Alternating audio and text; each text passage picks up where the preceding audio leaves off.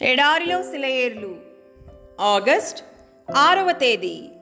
ఉత్తర వాయువు ఏతెంచుము, దక్షిణ వాయువు వేంచేయుము. నా ఉద్యానవనం మీద విసరుడి, దాని పరిమళములు వ్యాపింపజేయుడి. పరమగీతము 4వ అధ్యాయము 16వ వచనం. ఈ ప్రార్థనలోని అర్థాన్ని ఒక్క క్షణం ఆలోచించండి. పరిమళాన్నిచ్చే చెట్టులో సుగంధం నిద్రాణమై ఉన్నట్టే ఎదుగుదల లేని క్రైస్తవ హృదయంలో కూడా కృప నిరుపయోగంగా పడి ఉంటుంది. ఎన్నెన్నో జీవితాలున్నాయి, అయితే వాటిలో నుంచి పరిశుద్ధ శ్రమల సువాసనలు, దైవాత్మపూరితమైన సత్కార్యాల పరిమళం రాదు. ముళ్ళకంపల మీద, గంధపు చెట్టు మీద వీచే గాలి ఒకటే, కానీ వాటిలో గంధపు చెట్టు మాత్రమే పరిమళాన్ని ఇస్తుంది. ఒక్కోసారి దేవుడు తన పిల్లల మీదకి వాళ్ళ సౌశీల్యం ఇనుమడింపజేసేందుకు గాను పెనుగాలని పంపిస్తుంటాడు.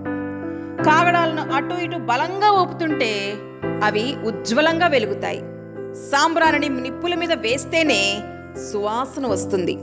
అలాగే క్రైస్తవ జీవితంలోని అతి ప్రశస్తమైన లక్షణాలు శ్రమలనే ఉత్తర వాయువు వీచి కొడితేనే బయటకొస్తాయి. గాయపడిన హృదయాలు దేవునికి ఇష్టమైన పరిమళాన్ని వెదజల్లుతాయి. ఓ అందాల భరిణ ఉంది, నా ప్రేమంతా దానిలో పెట్టి మూత బిగించాను, నా మదిలో భద్రంగా ఉంచాను. మూతైనా ఎప్పుడు తీయలేదు. ఆవేదన నన్ను ఒకరోజు ఆవేశించింది, భారమై అది నా భరిణపై బరువుగా పడింది. భరిణే బద్దలైంది. నష్టానికి నా ప్రాణం ఉసూరుమంది. దిగులు పడుతుంటే కనిపించింది దేవుడు చేసిన ఒక అద్భుత కార్యం. నా ప్రేమ పరలోకపు ప్రేమగా మారి నా పొరుగువాళ్ళు వ్యధిగత హృదయాలకు సేదతీర్చింది.